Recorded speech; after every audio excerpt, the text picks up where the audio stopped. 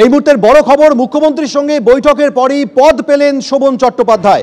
New town উন্নয়ন পর্ষদের chairman হয়েছেন শোভন চট্টোপাধ্যায়। আপনারা জানেন যে দুদিন আগে উত্তরবঙ্গে মুখ্যমন্ত্রীর সঙ্গে তার বৈঠক হয়েছিল বলে জানা গিয়েছিল এবং মুখ্যমন্ত্রীর সঙ্গে বৈঠকের পরই এবার নিউ টাউন উন্নয়ন পর্ষদের চেয়ারম্যান হলেন শোভন চট্টোপাধ্যায়।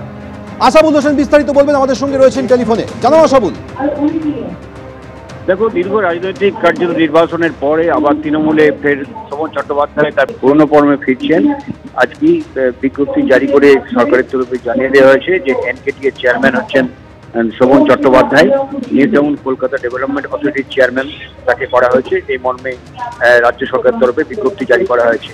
তুমি জানো যে দিন কয়েক আগে মুখ্যমন্ত্রী তিনি দার্জিলিং সফরে ছিলেন এবং সেই সময় বুধবার মুখ্যমন্ত্রীর সঙ্গে রিচমন্ড হিলে বৈঠক করেন শোভন চট্টোপাধ্যায় এবং সেই বৈঠকেই তাকে এই দায়িত্ব দেওয়ার ব্যাপারে চূড়ান্ত সিদ্ধান্ত গ্রহণ করা হয় এবং কালকেই মুখ্যমন্ত্রী তিনি দার্জিলিং থেকে কলকাতায় ফিরেছেন। শোভন চট্টোপাধ্যায়ও কালকে ইন্ডিগোর বিমানে তিনি ফিরেছেন এবং আজকে ফেরার পরই কিন্তু রাজ্য সরকারের তরফে তাকে যে এনকেটি এর চেয়ারম্যান করা হচ্ছে বিজ্ঞপ্তি জানিয়ে সেটা জানিয়ে দেওয়া হয়েছে। মেয়র হিসাবে কলকাতায় দীর্ঘদিন কাজ করছেন শোভন চট্টোপাধ্যায়। মুখ্যমন্ত্রী এবার থেকে নিউ টাউনের উন্নয়নে কাজে লাগাতে চান এবং সেই কারণেই এনকেটি এর চেয়ারম্যান করা হয়েছে।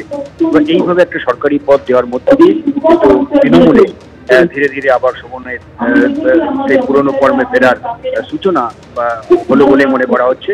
অন্তত রাজনৈতিক পর্যবেক্ষকরা সে কথাই মনে করছেন।